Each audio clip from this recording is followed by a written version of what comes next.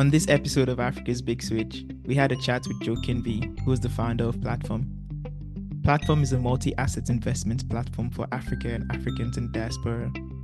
Joe also leads Hook, an investor community with over 100 investments across Africa and its diaspora. Before embarking on his entrepreneurial journey, Joe was an experienced operator with a background in finance, M&A, business development, and partnerships. Joe has held key positions such as the head of finance at Touchtech Payments, which was acquired by Stripe. He was also the growth lead at Stripe and partnerships lead at Paystack. This is Africa's Big Switch.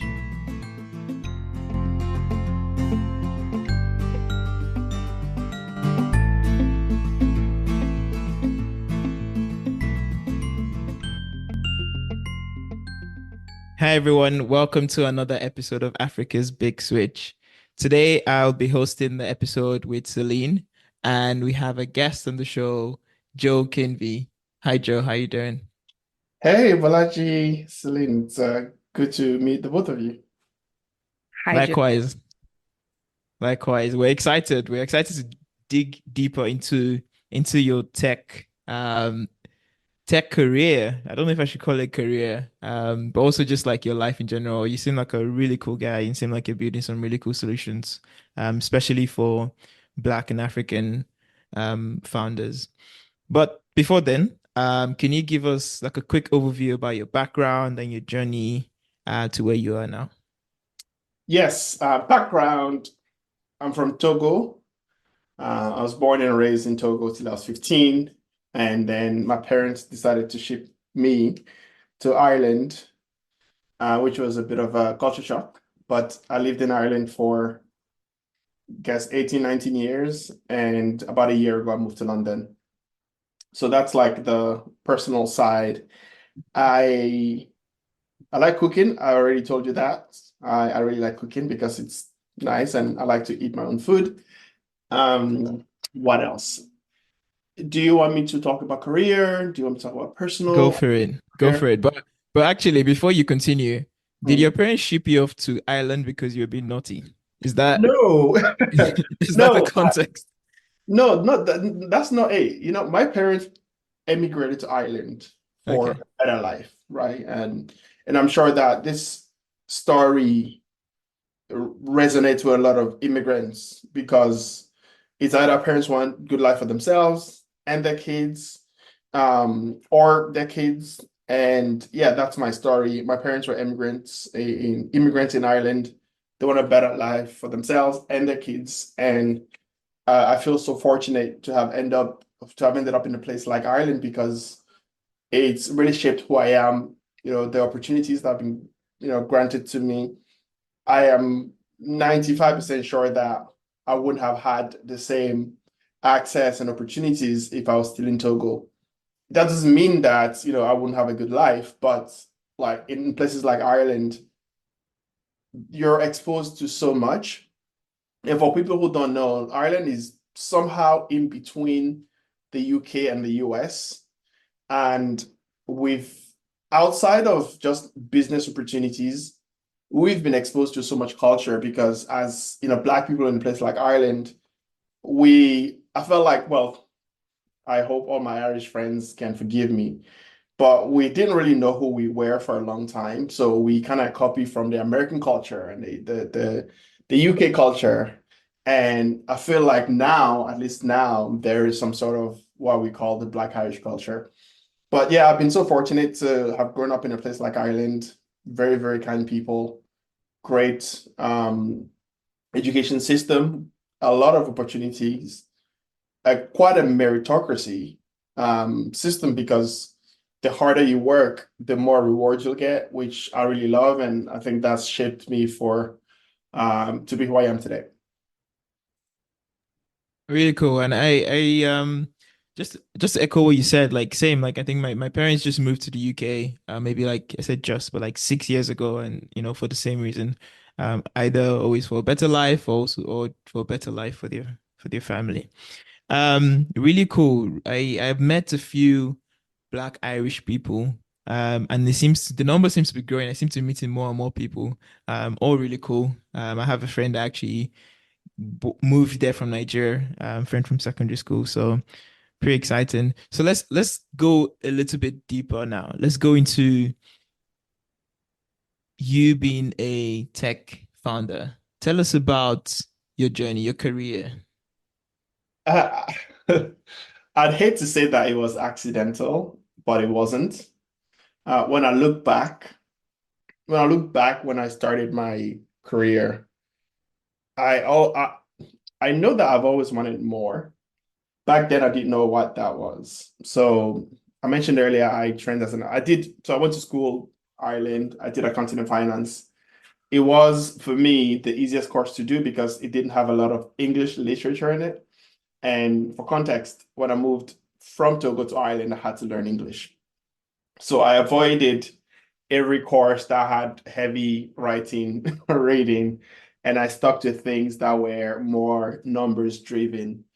And uni got into EY right after university, and it was at EY when I started thinking about like things I was excited about. And I was working in auditing back then, but I didn't know what else was available to me outside of auditing because it was my first job and I was slightly all over the place. I'm not gonna lie. I remember I don't think I've ever spoken about this publicly, but I nearly left EY in the second year to go join this music tech startup, but I wasn't bold enough to make the move. I'm struggling to remember the name of the company, but it's this Irish company that ended up selling to Spotify a couple of years later. But when I was leaving EY, I joined another bank. Well, EY wasn't a bank, but I joined the bank called State Street. And the reason why I joined that company was because they were hiring somebody who can help set up the internal audit function. So I often describe my journey as more of an entrepreneurial one rather than a tech one. So I did that for 2 years, and when I left EY, I just knew that I wanted to be part of building things and building companies. And that's essentially like I think leaving EY kicked off that journey. That was 10 years ago, by the way, 2014 when I left EY. And I've been on that journey since of an entrepreneur. Most of those or these past 10 years, it's been more of an entrepreneur because I was being creative at a lot of companies. So State Street was one. I worked for this company called Wisavi, which was entrepreneurship, but in tech. I worked for this company called Touchtech Payments as the head of finance, and I pretty much helped build that entire function. Well, I want to say help, but I built the whole thing by myself, and it was very fulfilling being the person responsible for the finances of a company that might or might not make it. And I felt like I had a lot of responsibility, and I really, really cherish that part of my career. Touchtech then got acquired by Stripe in 2019, April 2019. And my time at Stripe was also more of an entrepreneur because I spent a lot of time figuring things out, building functions and just getting my hands dirty. And I also really, really loved doing things like that. I like going into situations where we don't know what the answer is, or we don't know how to get to a particular answer. And I want to be the person that, at least I want to be part of a team that gets to that particular answer. While I was at Stripe, I also moved, I went over to Paystack, which is a Stripe subsidiary. And at Paystack, I also helped build their financial partnerships expansion piece. So like that work, there was no clear playbook. And when I went in, I spent a couple of weeks figuring out what to do, doing it, and getting results. So I've always been excited about going into situations and try to get to a certain outcome. And I'm guessing that's what a lot of entrepreneurs do. And me becoming a founder really started last year. So like 9 out of the past 10 years have been me being an entrepreneur. And the past year has, it's officially an entrepreneur, which has been a completely different journey. And I feel so fortunate to have gone through a lot of experiences across a bunch of companies. And now I'm getting to apply these experiences and this knowledge to the company that I'm building with a guy called Yao Bache. So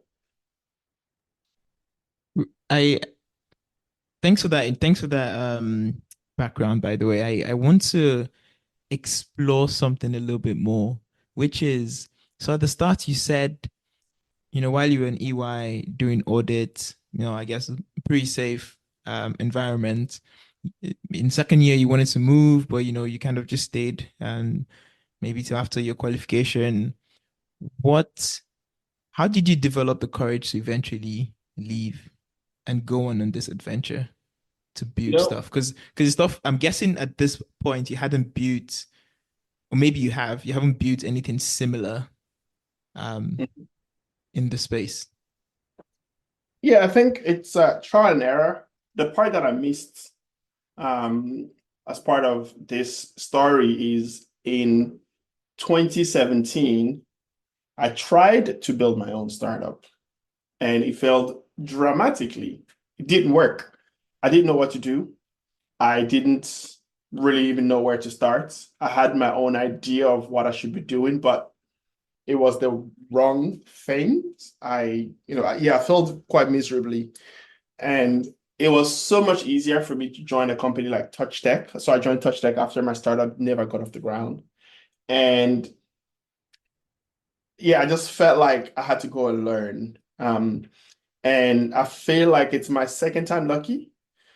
And all these things you pretty much, after you've done it once or twice, you kind of build the muscle to do it again. So this doing or building now isn't the first time that I've attempted to do a couple of things.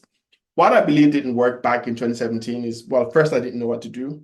Second is I didn't have sufficient capital to do it. Third is I just didn't have a team, right?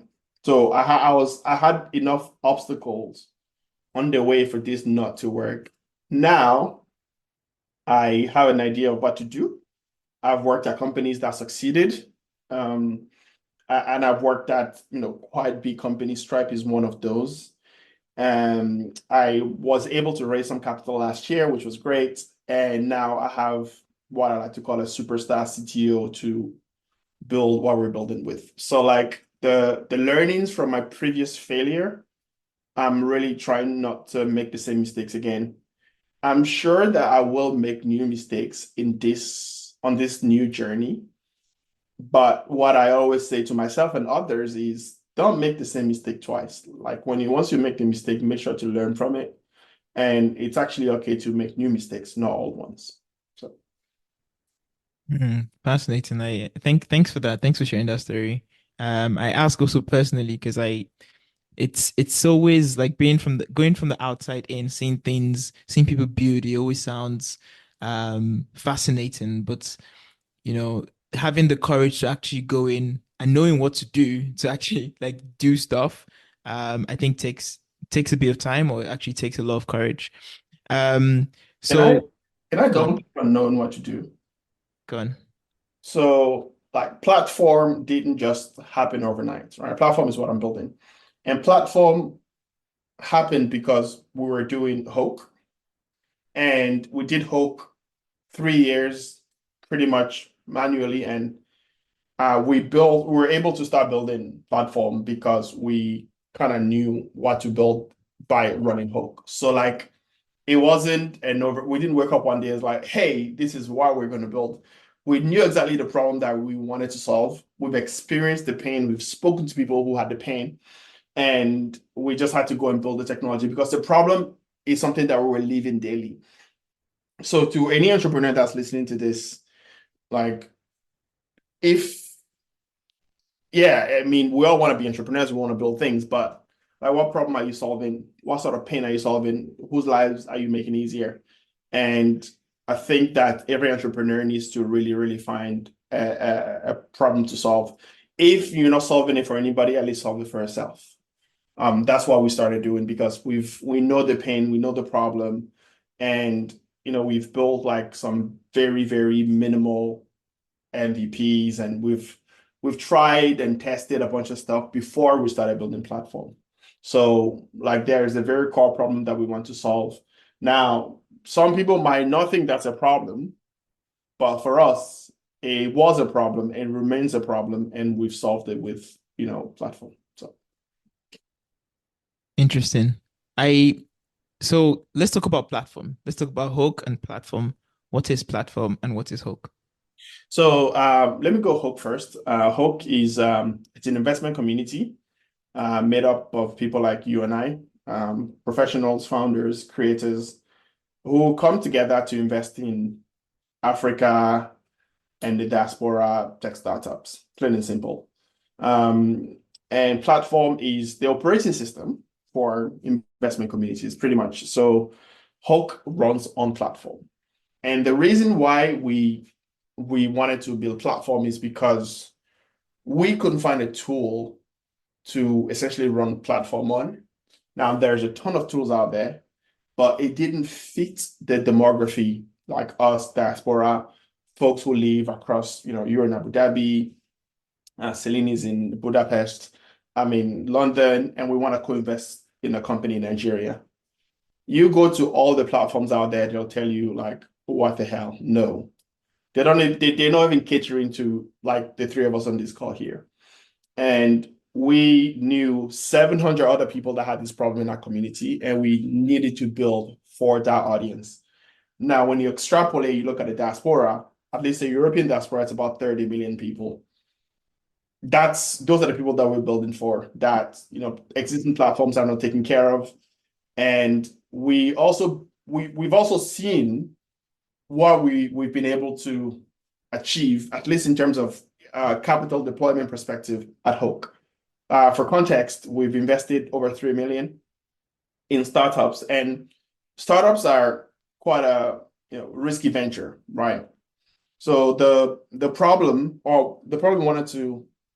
statement that we have for ourselves is, if we can build technology for these 30 million people, what can they invest in, which is probably even safer than the startup asset class, and they can get decent returns. And these are the things that really influenced us building platforms. So what we're saying is, with platform, Hook can run by investing in startups. Let's call it the ABS can organize its community and invest in podcast companies collectively. Celine can, I don't know, Celine, if you want to write songs, you can now get your songs funded by your friends, because now technology exists that can enable you to collect full capital together and invest this in your next smash hit. I'm looking forward to this. Yeah, so like we've spoken to a ton of people across the diaspora, and they have strong appetite to invest back home, but the two key problems that they're having. The first one is they don't know what to invest in, and they don't have the rails or the technology to do it. And we believe that by bringing investment communities together, they can collectively invest in a ton of assets. Why investment communities? Well, there's like, together we trust each other. Three of us, we want to put money into an asset. Let's call it real estate in Nigeria. We individually, we might not have enough money, but collectively that money is enough. And because we know and like and trust each other, we're willing to do that. And what platform essentially wants to do is give you the technology to do this easily, effortlessly, in terms of like, pulling all of you together, finding the asset, listing it on the platform, pulling capital, deploying the capital, collecting rent, sorting out paperwork, all that kind of stuff. And we've spoken to quite a lot of people across the diaspora, and I think every week at least I'm speaking to one or two investment community leads that want to use this platform, which is, for me, is super exciting because we believed that this is something that people needed, but when you're talking to customers who are eager to try it, even when you're not yet regulated, it's something that really excites me and gets me up every morning. So that's Hoke. Hoke does its own thing. I'm guessing, well, no, I'm guessing you know me through Hoke. Yeah. And I just believe that we don't need, like, Hoke itself is not enough. We need about 1,000 of those, right? And we don't have enough. And I do believe that technology can play an important part in spinning out as many investment communities as possible. And collectively, we can invest in, a bunch of assets, get returns, and be economically empowered, really. I love it. This sounds really, really cool. And I think you started touching on some of those I guess concerns. But my question is, what are some of the challenges you faced building platform? Because you're correct. Like, I know enough people that are interested in investing back on the continent, and they don't know how. And they also are a bit skeptical in terms of getting their returns because of, I guess, stability on the continent. But I guess my question is, what are some of the problems you faced so far, and how have you addressed them, if you have, in building platform? So, well, platform has been an idea of mine for the longest time, and maybe not just me, but myself and Newbie, by the way, I run Hawk Club with a guy called Newbie, and platform was our idea, not my idea. And one of the first problems is, like, this is a technology problem, and we need, like, this is not a problem that you bring to, you hire engineers from, I don't know, Budapest, or, people who can write code. You need somebody who is married to the problem and has the technological abilities to, solve the problem with you. So we spent quite a lot of time looking for the right person, and Yao, who's our CTO, is that person. And so that was the first thing, because you can't build something that's super complex with, like, yeah, we can write product and we can document all this, but we can't write code. And Yao has been building platform. It's been such a pleasure working with him because he cares about the problem as much as we do. So that was the first problem. The second problem is just trying to understand, like, how complex this is and where to start. There's so many problems. How do you, in tech, we call it stack rank? Like, what do you put first and what do you put last? And we spent a lot of time just trying to figure that out. In October, we released what we call version 0.1 of platform. And yes, we released it to Hoke. People know us at Hoke, and they gave us the benefit of the doubt. They gave us feedback, which was excellent. But then when we went out to sell the product to other investment communities, it kind of hit us in the face like a ton of brick, because they're like, yes, I like this, but I'm not going to pay you for it. I need something that's lighter. I need something that's smaller. And all the feedback, and Yao and I just started scratching our heads like, yo, guys. So we went back to the customers. We're just asking them, okay, what do you need? And the feedback was, hey, Joe, I want to do one deal. I want to do one investment. I don't need to set up a whole syndicate and people pay membership. That's nonsense to me. I'm like, okay, so what do you really need? They say, hey, I want to do one deal. Give me something to do one single deal. Okay, cool.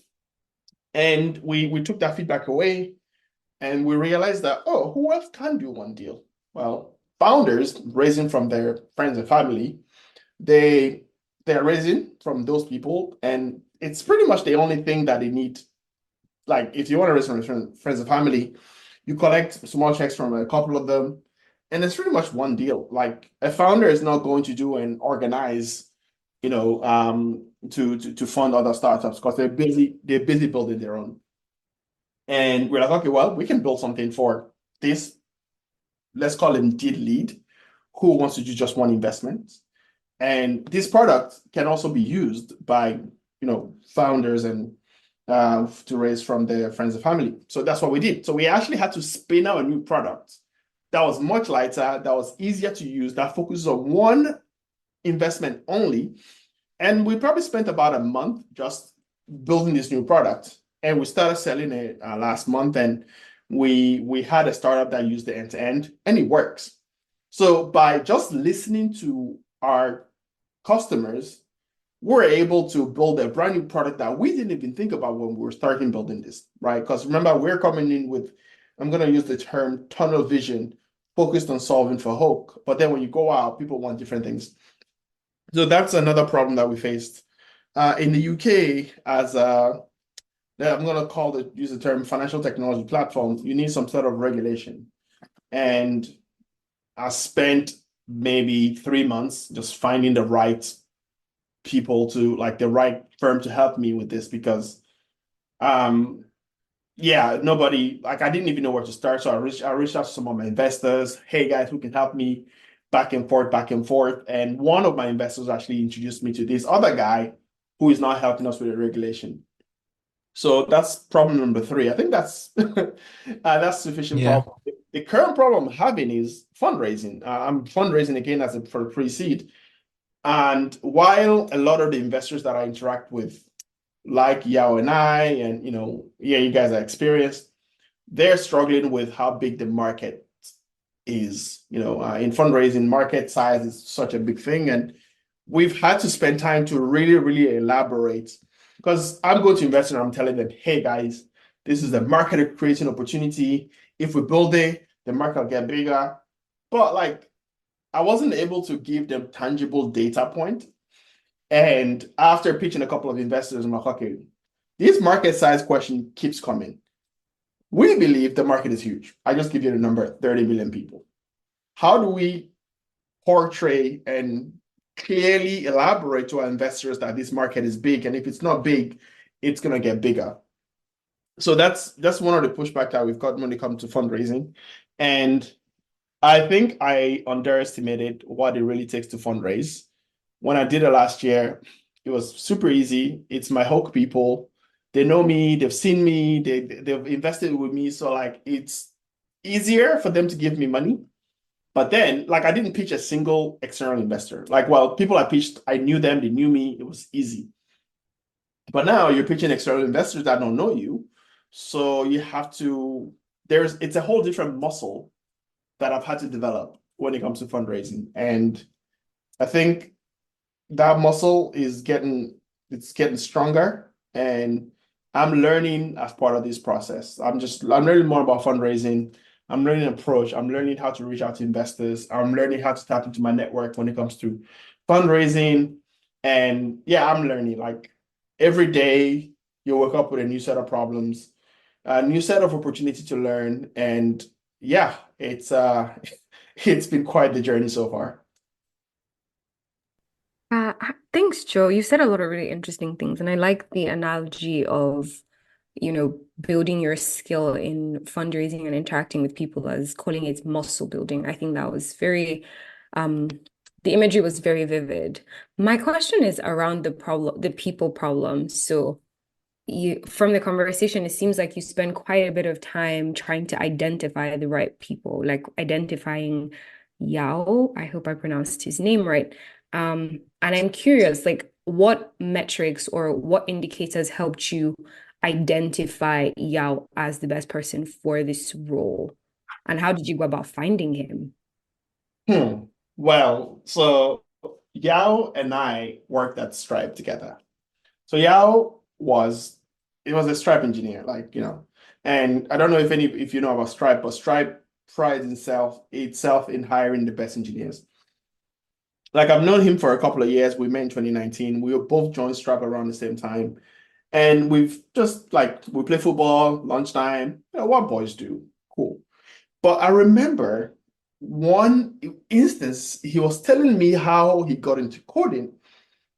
I think he studied agricultural science or something very, very different. And he didn't like it, and he started teaching himself how to code.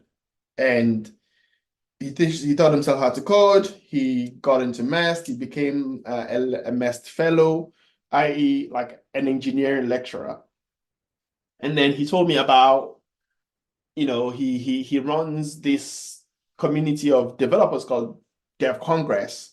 And he told me all these crazy stories in like different around like maybe like 2 or 3 years. The one that really stuck with me was how he was able to move to Berlin because he was such a brilliant engineer and the company pretty much just found him in Ghana. Yeah, I was Ghanaian, and brought him to Berlin and he worked there. And he also told me how he got the Stripe job, which is like, oh, I saw this job and I just applied for it and I got it. I'm like, no, nobody gets into Stripe like that. But that's what he did, and he got in. And I think it's just a testament to how good of an engineer he is and how he taught himself. And when we Newbie and I kind of decided that okay, well, we have this idea, we really need to build it out. Yao wasn't the first person that came to mind, except me and him were in the office in November 2022. I remember the day specifically, it was November 4th, 2022. And he came in and he was like, today's my last day. I'm like, what do you mean today's your last day? You leaving? Like, yes, I'm leaving. I'm like, no, you're not leaving. He said, yes, he's leaving. Cool. I'm like, okay, well, what's next? And he's like, oh, I'm gonna take 6 months off and then I'll figure it out. Like, okay, cool. Well, now that you are taking 6 months off, I have something I want to run by you. And yeah, I took him out for lunch, and 3 hours into this lunch, he started telling me about the things that he wanted to do, which is, him and his friends, they want to like pull capital together and invest in college students in Ghana who want to build companies, all these things. I'm like, you really need to come so that we can solve this problem that you have, again, leveraging platform. I don't think we even knew what to call it back then when we were having this lunch at this Senegalese restaurant in Paris.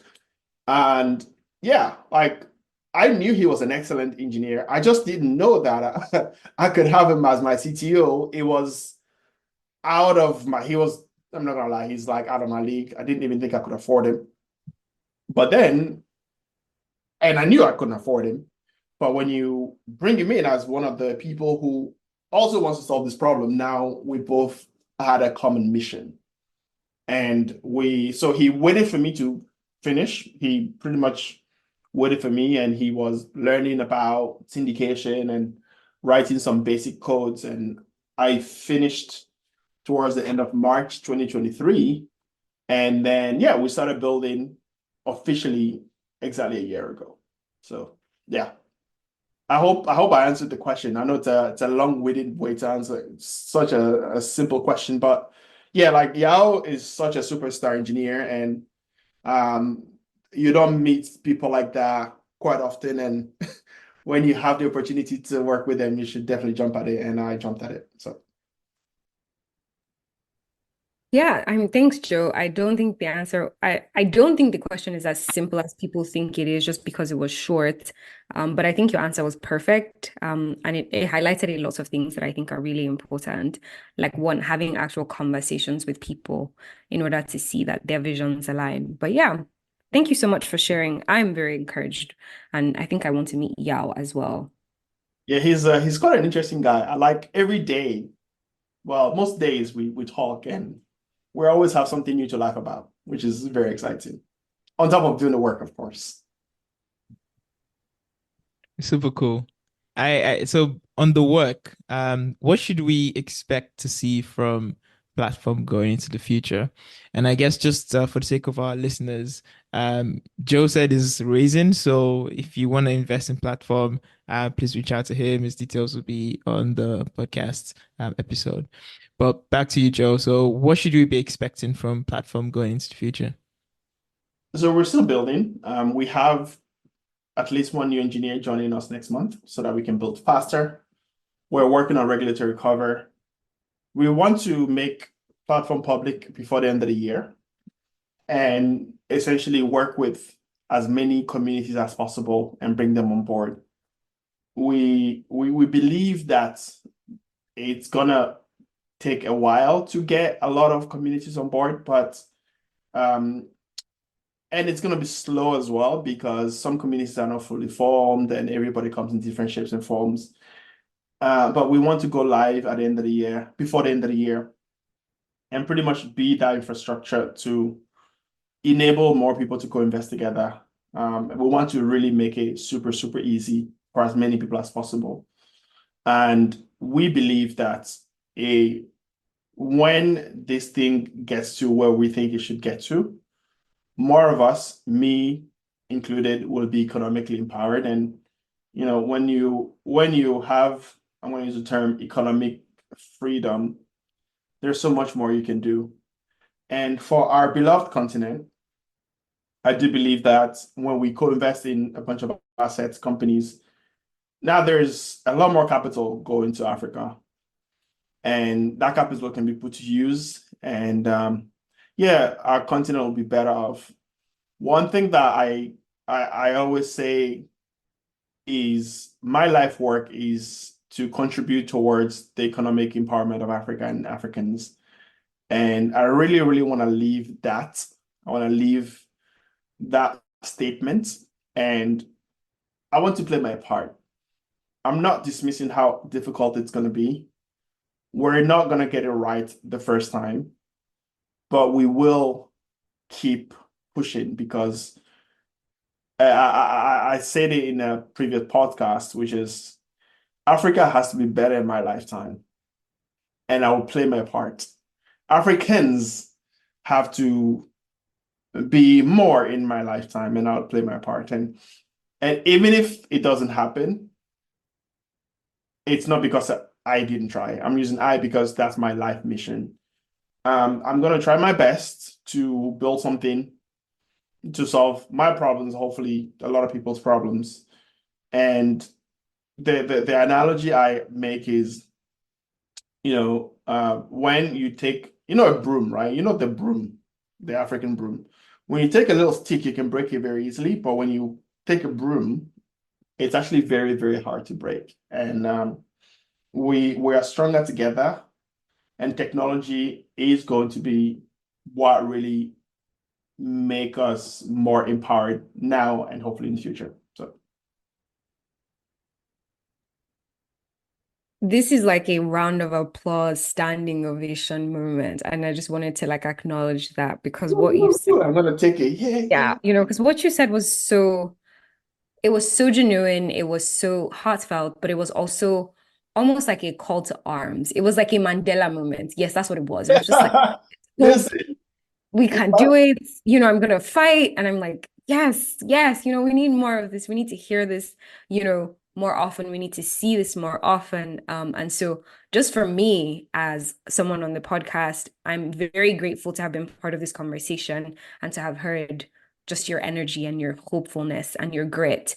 And I do have a question because you made a statement that I thought was really wild. And I think I hear it a lot in tech. And you said something along the lines of needing at least 1,000 more of platforms similar to platform. And in my head, I'm like, why isn't one enough? But, tech people have different perspectives. And so I'm curious as to what the future of investing on the continent, and especially for people on the diaspora, what you think that would look like, and, what people should expect, and maybe even how people should react.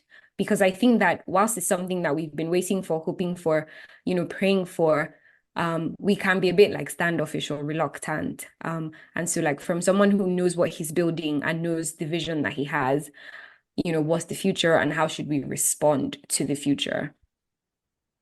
Let me, instead of answering the main question, let me give you a very simple, something very simple. Remember I mentioned at the start of the podcast, say there are 30 million diasporans, right, in Europe. Do you recall? I think so, yeah. Yeah, 30. Okay, there are 30 million in Europe alone. If you take that number, right, most people who are in the diaspora, they either, immigrated and they're quite educated. They can earn a bit more than the average person on the continent. And this group of people, if these people were a country, they would be the number one country in Africa. If they were a country in Africa, they would be the number one in terms of GDP per capita. And the GDP per capita for this group is around $25,000, right? Now it's a number that I worked out. I pulled a ton of stats together. It could be higher, lower, but it's $25,000. If each one of these people invests just $1,000 a year, no more, that's 30 billion. 30 billion is, if my memory is correct, the GDP of Lagos State. Now imagine 30 billion is actually 3 times the GDP of Togo. Imagine an additional 30 billion of investment going to Africa every year. And this is not grants. This is not, charity money. This is not money from the West. This is money from Africans who are outside of the continent going to the continent. That's 30 billion extra every year. When you put this capital to use, you don't have to actually do anything crazy, right? Put this capital, go build a couple of houses, and every year you're getting a 10% yield. That's 300 million in yields every year. That is a whole new level of capital that's going to Africa. And I actually don't think it's impossible. There is a lot of money already moving to Africa, but like a lot of it is not traced. Most of it is in terms of it's remittance for consumption. People are helping their family. They're paying school fees. This is pure consumption. We need to put capital to use for production, right? 30 billion. I don't know how much the Dangote refinery costs, but I'm quite sure that. Do any of you know how much it costs? No, I can't remember from the top of my head. Yeah, I can't, but I think it's definitely less than 30 billion. Now imagine the diaspora is funding that project. Now Dangote didn't need to take loans of billions from international banks. He can actually take that loan from the diaspora. And now this refinery will be productive. It'll be creating oil for usage across the continent. In return, most of the time, I actually won't leave the continent because it's by Africans and people might want to do other things with the money locally, and they probably don't need to send money home because they have money that's making them money locally. So when you think about it like that, you take 30 million and add it, multiply it by 1,000. There's just so much capital that's sitting outside. We just need to organize and deploy that capital.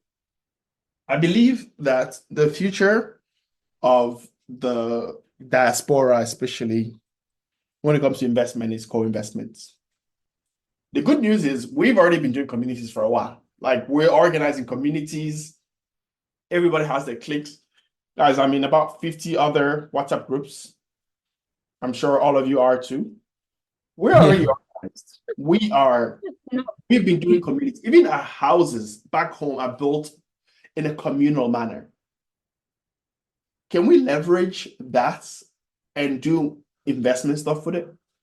I really, really believe so. And I'm betting on it. Like you don't have to teach community to Africans. We do this naturally. So there's so much power in that.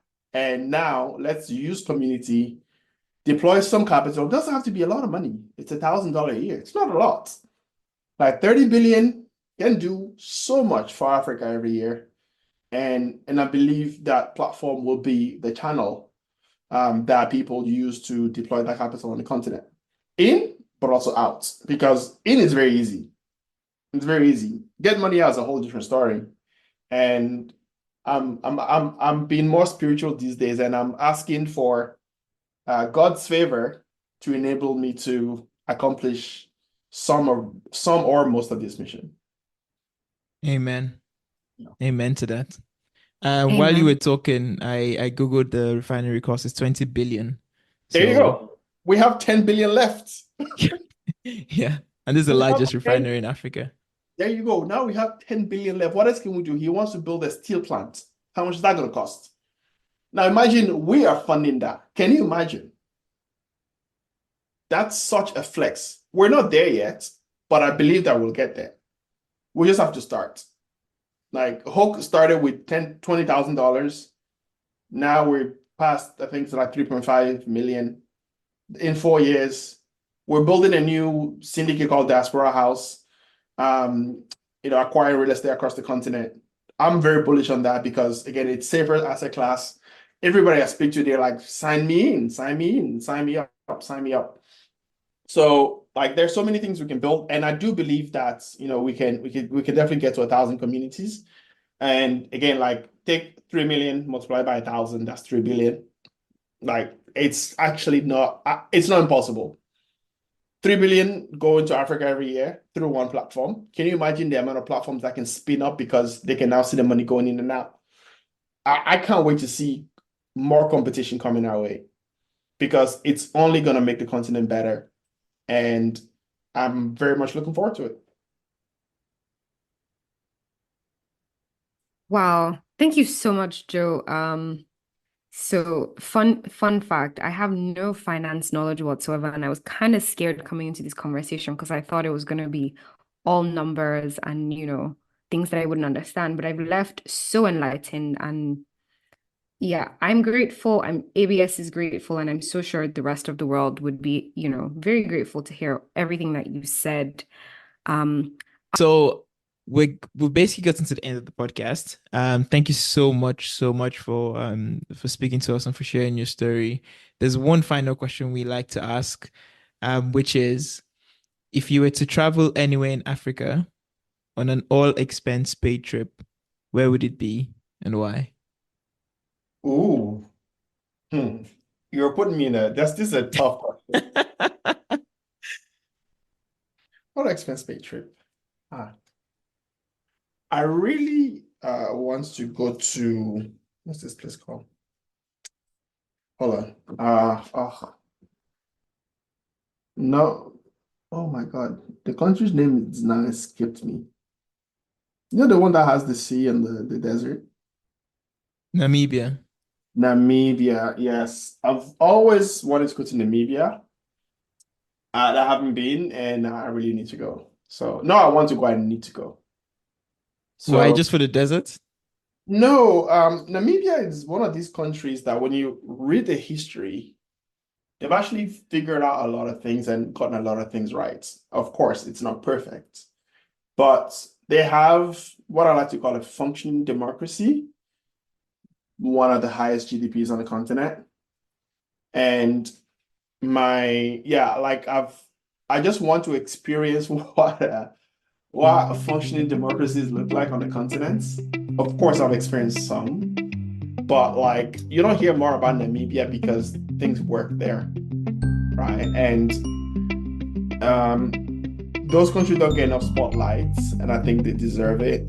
Namibia is one place I really want to go to because like I would love to live there for a bit. Other places I want to live is like Singapore, learn. I love to spend some time in maybe Rwanda and just learn because I think there's a lot to learn from these countries that we can apply to other countries and hopefully, our continent, hopefully in our lifetime will be better.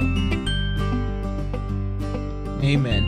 I like that's a good way to end the podcast. Thanks a lot, Joe Kinley. This was a really insightful conversation, really inspiring. I'm sure we'll get a few quotes going on our Instagram page, and I'm sure you've probably inspired someone out there who's trying to build other solutions. Thanks a lot for doing this.